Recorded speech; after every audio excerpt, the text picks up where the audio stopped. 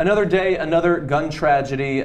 Joe Hendrix shot Ronald Westbrook because he was in his front lawn. He had knocked on his door. He had rung the doorbell. Now, bear in mind that Ronald Westbrook is a 72-year-old who suffers from Alzheimer's. Now, at some point in the early Wednesday morning, Ronald Westbrook went up to his house, perhaps confused, perhaps totally distraught, didn't know where he was, knocked on the door, as I said, rang the doorbell. Now, Joe Hendrix's fiance called 911 to report the intruder. They waited approximately 10 minutes, and then Joe Hendrix went out, opened his door, walked out, and fired 4 times at the silhouette that he saw in his front lawn. And look, that's obviously tragic as it is, but it turns out that stand your ground might actually influence this case. Let's see, this is the Walker County Sheriff Steve Wilson says, "In my personal opinion, I believe that Hendrix should have stayed inside the house. Did he violate any laws by exiting the house? No. That would imply to me that you need to immediately change your laws, but that is unlikely to be the outcome." So you can just shoot anyone who shows up on your property? If you're in a state that has stand your ground, or especially the castle doctrine, in many cases, that is actually what you can do. It reminds me of the story of that 19-year-old, Renisha McBride from, she got shot right outside of Detroit. She got into a car accident, and in the middle of the night, actually in the wee hours of the morning, I believe it was around 4:30 in the morning, she wandered into someone's front yard, knocked on the door, and the guy was so frightened by this 19-year-old girl or woman that he shot her dead. Yeah, a similar story happened in South Carolina just about a month before to a 17-year-old or 18-year-old man. In the car accident. Yeah, a car accident, looking for help to make a phone call because his car was. So you create this environment of fear, right? You see the fear mongering in the media on a regular basis. You have these laxed gun laws, and then on top of that, you pass these laws like the Castle Doctrine and Stand Your Ground. And of course you're going to expect people to shoot first, ask questions later. They had already called the authorities. Why are you stepping outside of your home? If this person is an imminent threat, and you're scared, you are not going to step outside of your home. Yeah. You are going to lock the door, and you're going to wait for the authorities to show up. Yeah. Well, you might under one of two conditions, and I don't know which is worse. Either you are fundamentally so bloodthirsty that you have been waiting for an opportunity to use the weapon that you've trained with, that you love. That you keep in your house. That you keep in your house. You say it's for defense, but you fundamentally want to use it. There are definitely some people who I think that is what's going on.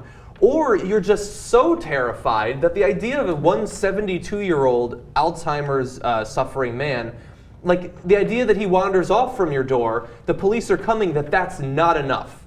That you are so terrified that you have to kill them as quickly as possible. They waited 10 minutes. Do you know how long someone would have to knock on my door before I would kill them?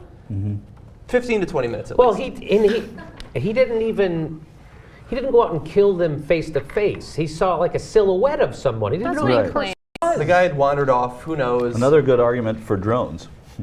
But anyway, yeah, that is the country we live in, and despite mass shootings every day, despite murders like this happening every day, of which we can only cover a very small fraction. Like you were saying in the first hour, at one point, if there was a mass shooting, we would report it on the show. Then they become common enough that we would bring them up at our production meetings, and maybe they'd make it in, although we'd always have the conversation, well, we did this yesterday, are we really going to do another one? Now, I know when choosing stories, I don't even present them most of the time to the production meeting because I know there's just not time to cover another mass shooting in America. I know, and nothing changes, nothing gets done. It's amazing to me that after, what happened in Connecticut, we haven't done anything.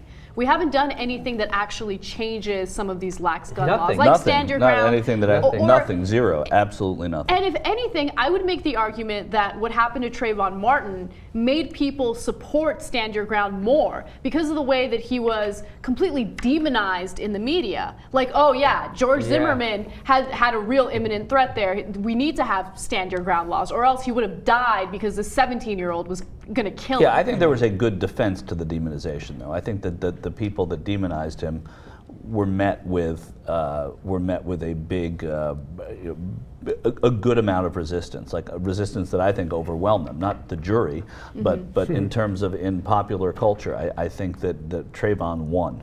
And I don't know about that. But not legislatively. Just read the but I comments think on this video after we post well, it. it doesn't. Well, that's why Dinesh I don't read D'Souza? comments ever. Yeah. Dinesh D'Souza. Defected Dinesh D'Souza. Yeah, in a great exactly. way. That's true. Well, Dinesh D'Souza may have not been there to begin with. So we're allowing for-profit gun manufacturers to turn our country into a violent Mad Max kind of a thing. It seems like that's a... Where else in the world do you hear stories about a stranger wandering, knocking on a door, looking for help, and getting shot in the face? Where else does this happen? I don't think it happens in other countries, all right? If it does, please, somebody let me know about it, because it seems like and so we're letting this happen, and these people, under the idea of we have to protect our constitutional Second Amendment right, and the reason we need to protect our Second Amendment rights is because that's the linchpin, because we have to have our guns, because when the government comes to take the rest of our rights, we're going to have our guns to protect ourselves from the government. This is the theory. That's what's behind all of it. But the government has already come for their rights. They've already taken all they have indefinite detention. They can do whatever they want to you, and they don't give a shit. They still want their guns. That's all they want. So they just want their guns just for their guns. Yeah.